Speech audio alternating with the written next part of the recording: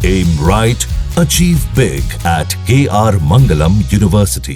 यानी टेररिज्म को अगर खत्म करना है तो टेररिज्म का जो एकदम स्पॉन्सर्ड स्टेट है, जो उसको खाद पानी सब कुछ मुहैया कराता है पाकिस्तान, उसको नक्शे से खत्म होना होगा, उसको टुकड़े टुकड़े होना होगा।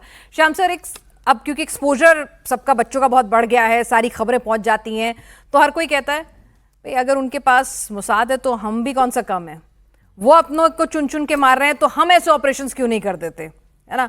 तो ये सवाल बार बार घूम कर आता है। अगर इनकी सबमरीन बाहर आ गई ना तो बड़ी प्रॉब्लम हो जाएगी तुम्हारे लिए, मैं बता रहा हूं। अदृश्य शक्ति की बात करते हैं हम, और मैं इसलिए भेद पर आके रुकता हूं।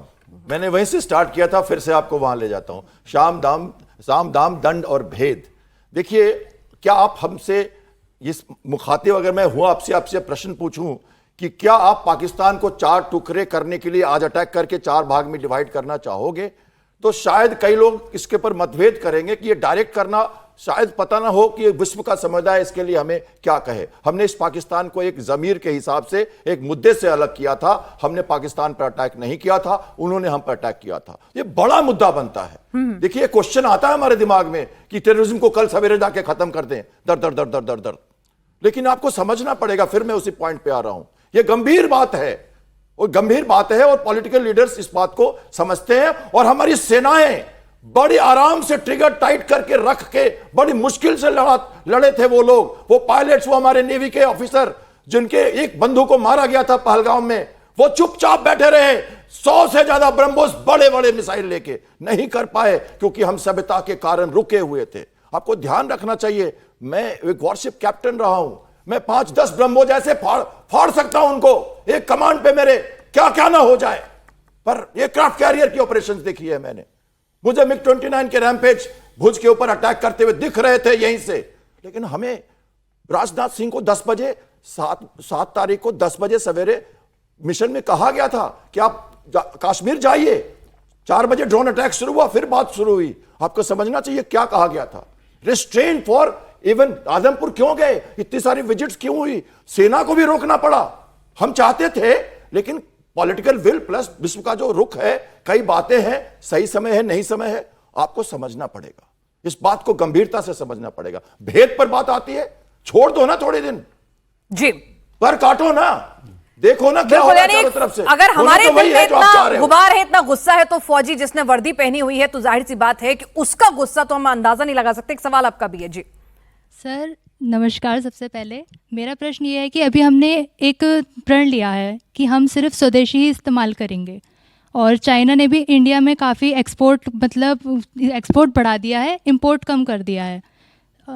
तो फिर हम भी ऐसा क्यों नहीं कर लेते? मतलब हमने प्रण लिया तो मतलब हमें भी जरूरत नहीं माल है, खरीदो नहीं, बिकेगा नहीं तो फिर दिक्कत ही नहीं होगी। बंद कर लेते हैं। 2-3 चीजें आती हैं इसके अंदर। सबसे पहले जो हमको बहुत जरूरी चाहिए, जैसे कि वो रेयर अर्थ मैग्नेट्स की मैंने बात की फर्टिलाइजर्स की, और भी ऐसे हैवी मशीनरी है, कुछ ऐसी चीजें जो हमको बहुत जरूरी चाहिए हमारी अपनी मैन्युफैक्चरिंग इंडस्ट्री के लिए या फार्मा के लिए।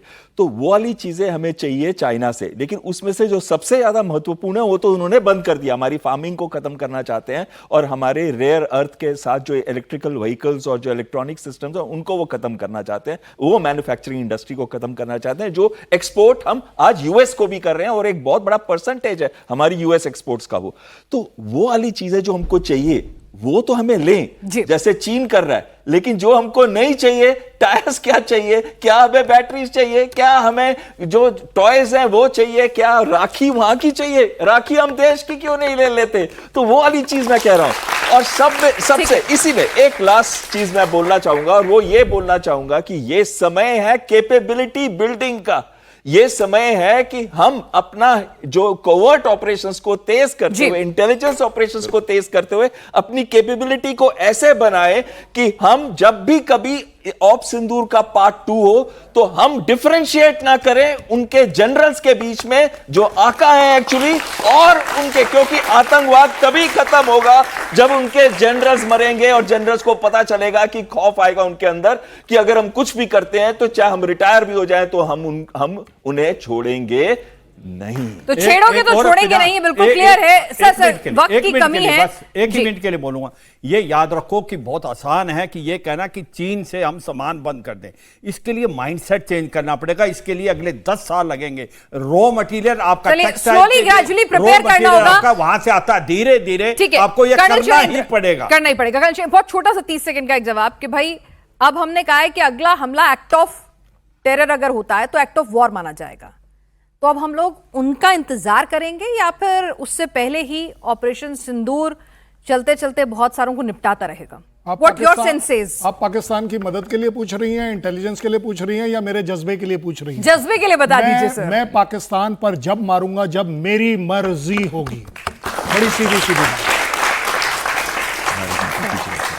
मैं आपको सीधा और मैं ये भी कह देता हूं कि ये आप मेरे से सवाल नहीं, आज मैं इस यूथ से पूछता हूं कि हम कब मारेंगे, ये आवाज आपके पाकिस्तान तक जाएगी। मैं मारूंगा, मेरा देश मारेगा, मेरी आवाम मारेगी, और मैं बोलता हूं जय हिंद। नहीं यार, ये कौन सा जय हिंद हुआ? जय हिंद, जय हिंद, जय हिंद।